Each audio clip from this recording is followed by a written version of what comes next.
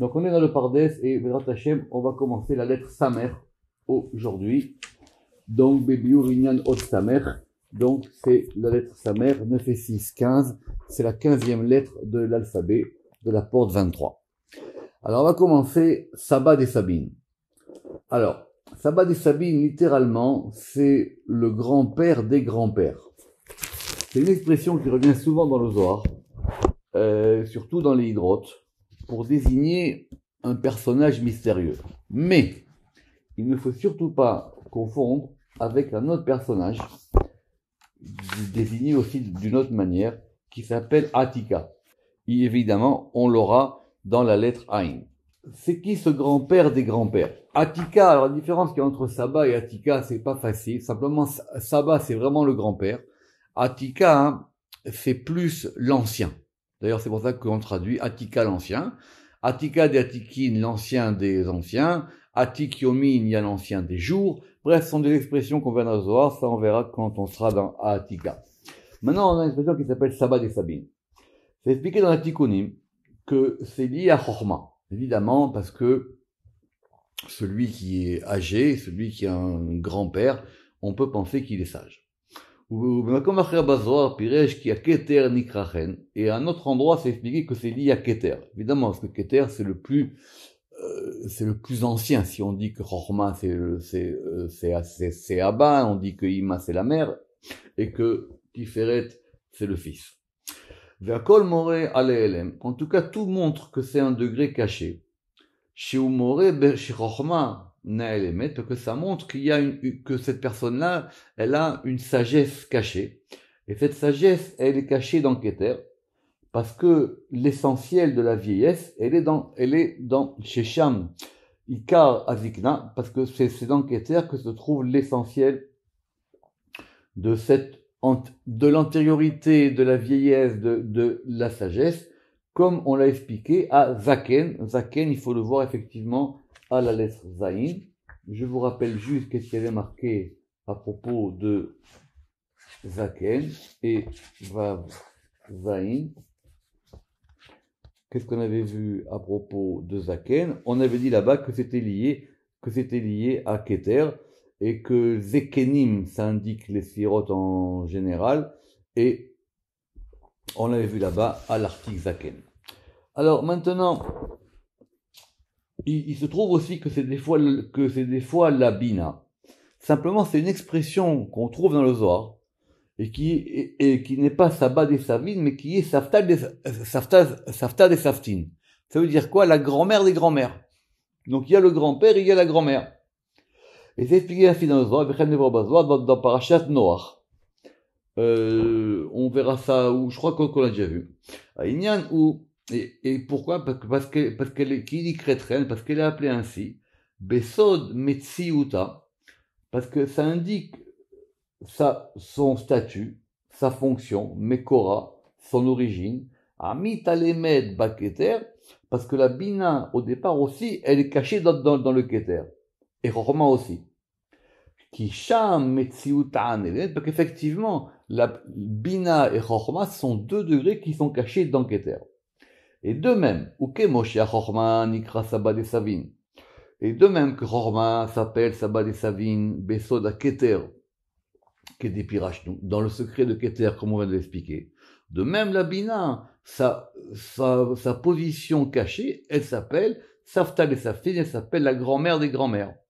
Qui i nekeva, parce qu'elle est féminine par rapport à Chochma. Donc si Chochma c'est le grand-père, Bina c'est la grand-mère. Ou kemo shea Chochma baala Saba des Sabines. Et donc si effectivement le mari, il est Chochma, il s'appelle le grand-père des grands-pères. Donc là, Bina qui est son épouse, elle s'appelle donc Safta des Saftin. Alors, Siba. Siba, c'est une cause. D'accord? Alors, c'est intéressant parce que cette notion de causalité, c'est une notion plutôt philosophique, on va dire.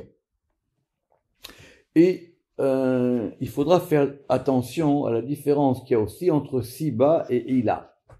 Ila avec un Aïn. Je pense qu'effectivement, c'est aussi marqué plus tard. Et on verra la différence qu'il y a entre Siba et Ila. Alors, en général, les gens traduisent de la même manière, mais évidemment que c'est une erreur. il a 100 Yud, on le verra dans la lettre Aïn. Pourquoi? C'est quoi la différence qu'il y a entre Aïla et Siba? On y reviendra. Ila, c'est la cause de tout. C'est en gros, mais la cause générale, c'est l'Aïla. Ça sera lié à Keter. Et Siba, c'est la cause proche. Mais on trouve l'expression Siba Tassibot, la cause des causes. Alors effectivement, là, ça indique Keter. Keter Nikrachen, Ken Siba Tassibot, parce qu'il est aussi le Siba Tassibot. Et il y a une distinction dans le Zohar, entre Sibat Asibot et Sibat Kol Asibot. C'est-à-dire entre la cause des causes et la cause de toutes les causes.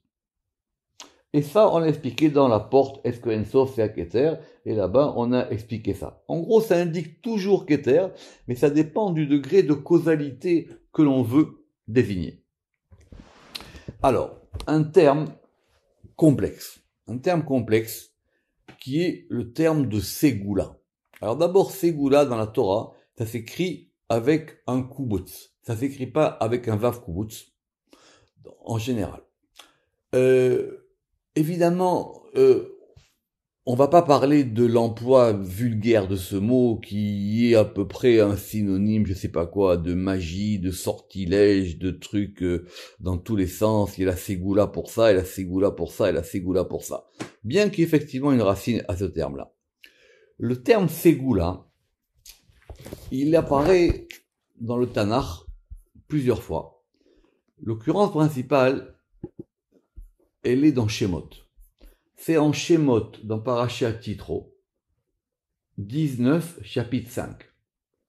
Ve'ata, im shamoa tishma'u bekoli. Et maintenant, si écoutez, vous écouterez ma voix, ou shmartem et beriti, et que vous gardez mon alliance, ve'item li seroula, c'est sans dagesh, et vous serez pour moi une seroula, mikol ha'amim, de tous les peuples. Qui lit kol haaretz, parce que toute la terre m'appartient. Rashi sur place, il dit, ça veut dire quoi cette notion de ségoula? Il dit, c'est un trésor chéri, dans le sens où on l'aime beaucoup, otzach chaviv. Et ce terme de ségoula, il indique dans un premier temps le fait que c'est quelque chose qui est caché, qui est un trésor, mais en même temps quelque chose avec lequel on a un lien d'affection. Et la deuxième occurrence qu'on va voir, c'est celle dans les Teilim, en 135.4, qui Yaakov Bachar Loya, Israël l'Isroulato. Parce que Yaakov, Yudke Vavke l'a choisi, il faut faire l'inversion, Israël, l'Isroulato pour être sa ségoula. Ça veut dire quoi pour être sa ségoula? Pareil, on ramène la même occurrence, Lioto keotsar nechmad, pour être quelque chose qu'on apprécie, pour être comme un trésor qui est caché. Quand vous regardez dans un bon dictionnaire à l'article ségoula, vous verrez que ça désigne quelque chose qu'on chérit, quelque chose auquel on accorde une importance affective, quelque chose qui est choisi. Ça veut dire aussi, ça indique aussi une organisation, et ça veut dire aussi, en troisième occurrence dans le Even Shoshan, un moyen qui permet d'eux. Cette troisième occurrence, le moyen qui permet d'eux, c'est celle qu'on a gardée aujourd'hui. C'est-à-dire, c'est quelque chose qui va permettre d'eux. Donc, effectivement, tout ce qu'on connaît aujourd'hui, ces notions de ségoulotte. Mais c'est pas ça ici qu'on veut savoir. Donc, dans Parashat Teruma, à propos du verset qu'on vient de citer, qui est Yaakov Bachar Loya, on a dit là-bas que c'était la Malchut, qui était la ségoulade de Tiferet. C'est-à-dire le lieu où que Tiferet désire, le lieu que Tiferet dans lequel il veut déposer son influx, c'est la Malchut. Ve'efshar atam, et la raison en est sûrement, Sheba, parce que c'est en elle dans la Malchut, ou Mesagel, c'est là-bas qu'il va déposer. Vegonez, et il y a aussi le terme de l'Esagel. L'Esagel aussi, ça veut dire le fait de mettre ensemble des éléments. Donc c'est un terme pas facile. Et où il va déposer Kol Shif Awatov, tout son influx bon. En gros, c'est là où on entrepose quelque chose qui nous est cher. Mais, et il est possible aussi de le remarquer que ce terme de Ségoula, il est lié à la Malchut, Besod Yenikata Aliede à Tiferet, parce qu'elle puise de Tiferet. La Malchut, elle va recevoir son influx principalement de Tiferet. Depuis le Ségol. Eh oui, parce que Ségoula, c'est aussi Ségol. Alors vous savez que Ségol aussi, le Ségol, le violet, c'est un mélange de couleurs. Et ça indique quoi le Ségol? Comme ça indique le point Ségol, ce sont 3 points. Et ces 3 points, bien que dans les jours, ça correspond plutôt, le Ségol, on avait dit, ça correspond à Chesed. Le Ségol, comme il a 3 points, comme on a vu dans la Tikkun Hazohar, il indique 3 éléments qui sont les 3 patriarches. Shem, Gimel, Avot. Les filles à Pérou chez Pirajnou Béjanekulot, ou selon l'explication qu'on verra quand on verra le point voyelle Ségol dans la porte des points voyelles. Au Besod Yenikata. Donc la Malchut, elle s'appelle Ségoula avec un E, parce qu'elle reçoit son influx de Keter, que Keter c'est son lieu de chérissement, soit parce que par Tiferet, il va concentrer les 3 aspects qui vont faire les 3 points du Ségol, ou alors, comme on l'a vu dans la Tikkonim, par rapport au point voyelle Ségolta. Je vous rappelle ce qu'on avait vu à propos des Chayot. Il y a le Ségol qui sont les 3 points, normaux en bas, c'est-à-dire qu'il y avait d'abord 2 points et un point en dessous, et le Ségolta qui est le Ta'am, qu'on place au-dessus de la lettre, et qui lui est inversé. C'est-à-dire il y a d'abord 2 points et un point au-dessus. Et donc quand c'est Ségolta, ça vient des 3 d'en haut, et quand c'est Ségol, ça vient des 3 d'en bas. Ou effectivement, selon l'explication qu'on a vue, qu'on verra dans la porte des points voyelles à propos de cette notion de Ségolta. En tout cas, voilà, le Ségol, c'est quelque chose qu'on chérit. Alors, Seder Azmanim. Seder Azmanim, littéralement, c'est l'ordre temporel. Alors, c'est un sujet important, l'ordre temporel. L'ordre temporel, c'est une bonne question. D'où provient l'ordre temporel? Alors, il y a une dracha que le Ramchal y ramène, mais qui doit venir, à mon avis, du Harizal, où il dit que Zman, la notion de temps, Zayin Memnoun, elle est la gematria, elle est la somme de Ma ou Ben. Le Shem Ma et le Shem Ben. Le Shem Ma plus le Shem Ben. Le Shem Ma, il correspond à Tiferet, le Shem Ben, il correspond à Malchut. Et quand c'est ensemble, Ma plus Ben, ça fait Zman. Qu'est-ce qu'on avait dit à propos de Zman? On avait dit à propos de Zman, il faut toujours maintenant qu'on a avancé dans le dictionnaire, avancer un peu plus. Kaf, Lamed, et bien justement non, il n'y avait pas Zman dans le dictionnaire, il n'a pas indiqué là-bas. Il est indiqué ici dans Seder Azmanim. Donc c'est quoi cette notion de temps?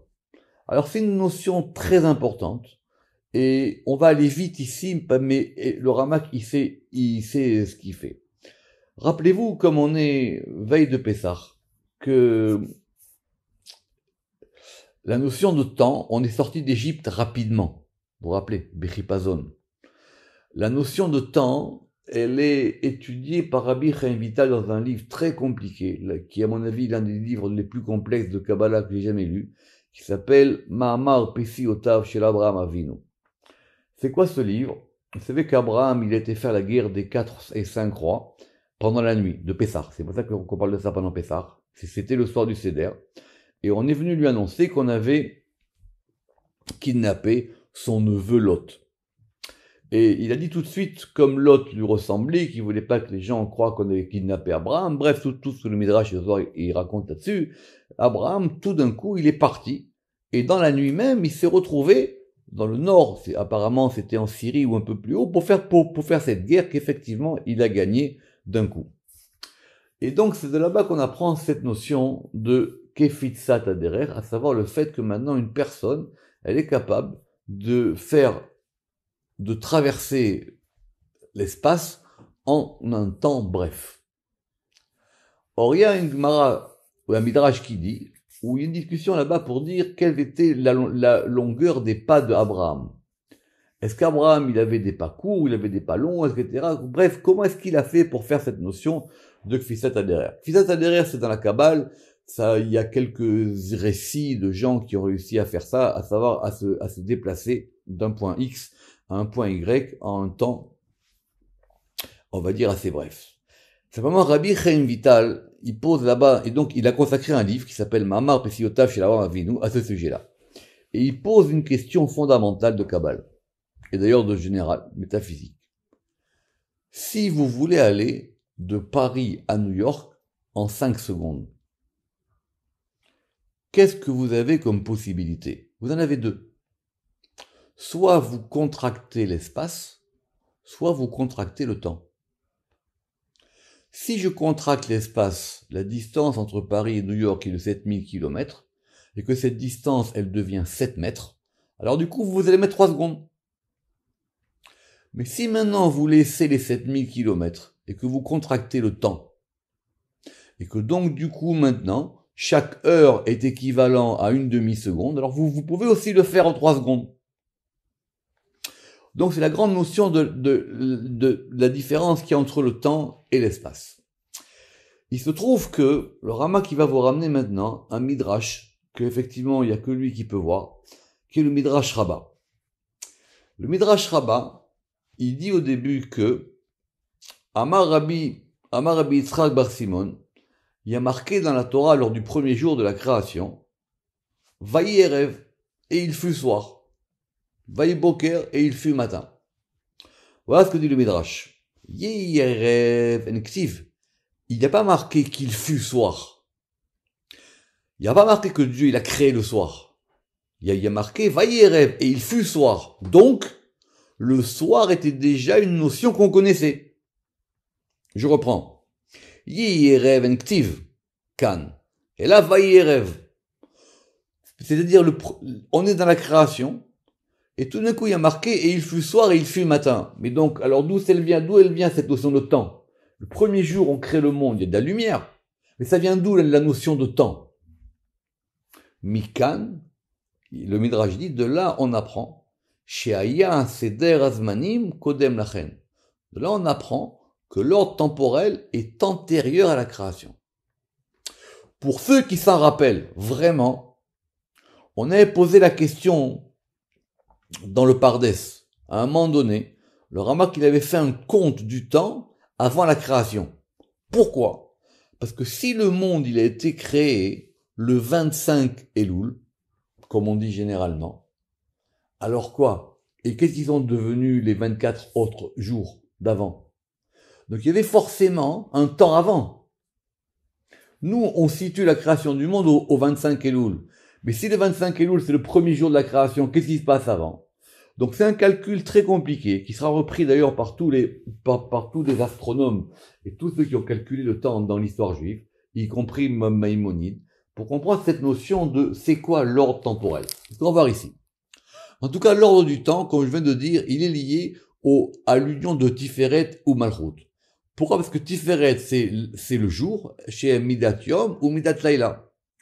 Ou Ba'em Nichlal Kol Ha'ekef, et donc tout l'ordre temporel, il correspond maintenant aux unions et aux rapports de Tiferet ou Malchut.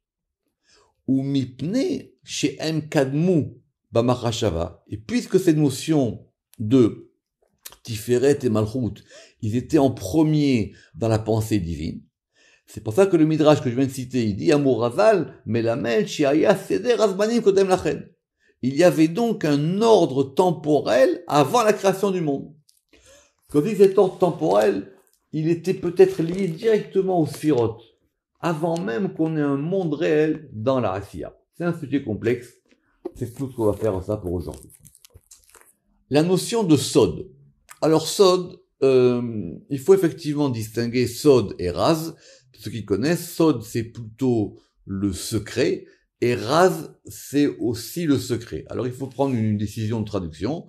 Donc en général, on peut dire le secret ou le mystère. En tout cas, c'est quelque chose qui est caché, c'est quelque chose qu'on préserve, c'est un secret, on le dit pas, le Zohar il dit, ce sont des choses qui se disent à voix basse, ce sont des choses qu'il faut pas dévoiler à n'importe qui, c'est une grande notion, cette notion de secret. En tout cas, le Sod, il est lié au Tzadik. Et le Tzadik, il s'appelle Sod. Pourquoi? Va'atam ki Sod ou à Kibbutz.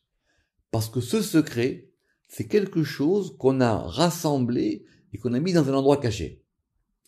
Et de même, le Tzadik, ou Kibbutz Hashefa Kulo, c'est lui qui va rassembler tout l'influx. Ou plutôt, c'est une fois qu'on a rassemblé beaucoup d'éléments qu'on arrive à un secret. Ou Misham Nishpa El Malchut, et de là-bas, il va influer, il va donner cette chose à la Malchut. Et Yot Hashefa Nikbatz. Et donc, puisque cet influx maintenant, il a été rassemblé, Venistam, il a été caché, alors, et qu'il était caché en lui, il s'appelle Sod. Donc, on est encore à Pessah, tout le monde sait que Sod, ça vaut 70, 66 et 4, et que c'est la même valeur numérique que le vin. Alors, tout le monde ramène ce qui a marqué, Nichnas Yain Yatsa Sod, qu'on interprète de façon assez triviale, ça veut dire que quelqu'un qui boit du vin, il va dévoiler ses secrets. Mais évidemment, ça c'est pas tout à fait le sens, parce que le vin, de quoi on parle ici? On parle de Yahin Ameshumar Ba'anavav. C'est un vin qu'on a caché. C'est aussi un vin secret. C'est quoi ce vin? C'est un vin qui est marqué plusieurs fois dans le Zohar. C'est le vin qu'on servira au temps du Mashiach. Et c'est un vin qui est conservé dans ses grappes depuis la création du monde elle-même. Be'inyav, Be'anavav, Sheyeshbo, Shmira. Et c'est quelque chose qui est gardé. Et il y a des descriptions dans le Midrash et dans le Zohar aussi sur le fait qu'à ce fameux repas de la fin des temps, on boira ce vin avec la viande du poisson qui s'appelle le Léviathan. Alors, Souka. Souka, c'est très complexe. Pourquoi? Évidemment, tout le monde sait ce que c'est une souka. Une souka, alors, une souka, c'est pas une tente, hein. Une tente, c'est Oel, hein. Donc, souka, littéralement, c'est une cabane. En tout cas, c'est quelque chose qui recouvre. C'est pas un dé, parce qu'un dé, c'est une roupa. C'est pas une tente, parce que tente, c'est Oel. Donc, c'est entre les deux. C'est entre la tente et le dé. Mais évidemment, c'est plutôt un endroit qui est, on va dire, de forme ou qui va recouvrir et qui aura effectivement 4 côtés et 4 directions. Simplement, Souka dans la Torah, c'est écrit de plusieurs manières. C'est écrit soit avec Vav, soit sans Vav. Ceux qui ont fait le Chok d'Israël, tous les Zohars là-bas qu'on fait pendant la période de Sukkot, le Zohar il explique pourquoi des fois c'est avec un Vav, pourquoi des fois c'est sans Vav, et même des fois Sukkot au pluriel, c'est écrit sans aucun Vav ni au début ni à la fin. Donc, Besouka, Raboubo, Apirushim, c'est pour ça qu'on a de nombreuses explications à propos de cette notion de Souka, et surtout d'après Rabbi Shimon bar Yochai et Rabbi Shalom dans le Zohar. Alors, dans un premier endroit, Bemakom Echad, dans un premier endroit, dans Parashat, dans Bereshit, on a expliqué que la Souka, c'est la Malchut. Pourquoi? Venikret Ken, Veinikret Gamken Soukata, et elle s'appelle aussi la Soukata, c'est-à-dire c'est une forme un peu construite avec un He à la fin. Elle indique effectivement ce lieu-là. Dans un autre endroit, c'est très connu dans les Tikkun HaZohar, on divise le mot Souka en deux. Kaf Vav et He Samer. Kaf Vav, ça fait 26. Chez Pirusho, Kaf Vav, Shem Havaya, le nom de Dieu, le tétragramme 26. Et He Samer, ça fait combien? Ça fait 65. Et 65, c'est le nom Adni. Donc Souka, on est revenu à notre octogramme. Souka, c'est 26 plus 65, le Shem Yud Kevav Keli à Tiferet et le Shem Adni lié à Malchut. Veshneem Yachad Olim Souka, et les deux ensemble, ils valent Souka. Souka avec un Vav. Veimeyot Souka Chaser Ktiv, et effectivement, on a quand même des fois marqué Souka sans Vav. Im Kolve. Et donc d'après ça, qu'est-ce qu'on dit? Yesh Em la Mikra, Veyesh Em la Mesora. C'est une expression connue. C'est quoi Em la Mikra? Ça veut dire il y a une mère, c'est-à-dire il y a une tradition à l'écriture. V'yesham la Mesoret, Em la Mesoret, et il y a aussi une mère, c'est-à-dire il y a aussi une tradition à tradition. Ça veut dire que, vous savez, c'est les fameux crictives. Ça veut dire on a deux traditions. On a la tradition d'écrire le mot d'une certaine manière et on a la tradition aussi de le prononcer d'une autre manière. Autrement dit, même si c'est écrit sans vav, pour des raisons particulières, on a aussi la massorette de cette notion qu'on peut aussi le prononcer avec un vav et qu'on peut aussi faire la dracha qu'on vient de faire sur Yudke Vavke Adni. Ou Bemakom Acher. Dans un autre endroit du Zohar, c'est expliqué que Souka, elle correspond à la Bina. Pourquoi? Parce qu'effectivement, la Bina, c'est elle qui va, alors c'est ça le verbe ici, Mesachechet Albanea, à savoir qu'elle va recouvrir ses enfants. En gros, c'est, vous savez comment on dit dans la prière du vendredi soir? Soukat Shalom. Vous savez, dans le vendredi soir, ça veut dire qu'on veut que la Bina, elle nous recouvre comme une mère, elle va recouvrir ses enfants. Par un talit, par une ombre dans le cas de la souka, par le fait qu'on soit protégé. Et donc effectivement, quel est le degré de la mère qui va protéger les enfants? C'est la bina. D'accord? V. Nira lanu leatil pshara badavar. Et le Rama qui dit, donc nous devons quand même trouver un compromis entre ces différentes expressions. En général, c'est vrai que la souka, c'est la bina. D'abord parce que depuis Rosh Hashanah et Kippour, on est dans la construction du Hé, c'est expliqué dans Shar Kavanot, et il y a une Mishnah très claire dans Souka qui dit qu'un enfant qui appelle sa mère quand il fait des cauchemars, il peut pas rentrer dans la Souka. Parce que tant qu'il n'a pas compris qu'il y a une mère au-dessus de sa mère maternelle, alors il peut pas comprendre ce degré de la Souka. Donc c'est de cette Mishnah là-bas qu'on apprend que la Souka, c'est comme une mère qu'on a tous. On rentre littéralement sous la protection de notre mère. Alors, comment le Rama qui va faire comme il a dit, un compromis entre tous ces enseignements? Alors, Kisuka ou Chibur atiferet malchut. Comme on vient de voir, si Souka c'est 26 et 65, c'est donc une union entre Tiferet et Malchut. Mais, c'est une union dont le point principal est la Malchut. Pourquoi? Parce qu'on a vu dans le Pardes souvent, qu'il y a plusieurs types d'unions entre le masculin et le féminin. Maintenant, il y a des unions où des fois c'est le masculin qui est prépondérant. Et des unions où des fois c'est le féminin qui est prépondérant. C'est ce qu'il va expliquer maintenant. Veroseloma. Et qu'est-ce que ça veut dire?